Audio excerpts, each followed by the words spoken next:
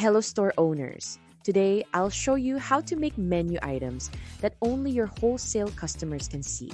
Right now, I'm signed in as a wholesale customer, and up in my navigation, I've got a wholesale customer's menu holding all of my wholesale pages. The trouble is, at the moment, every single visitor to my store can see it too. So let's lock it down. First, I need the exact name of my wholesale role. So I'll head into wholesale and then roles. And here it is. Wholesale customer with the key wholesale_customer. That's the role I'm going to restrict my menu to.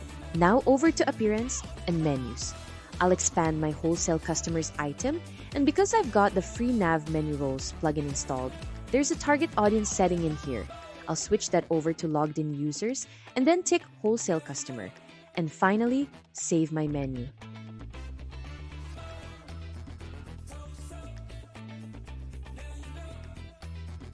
And straight away, take a look at my own storefront.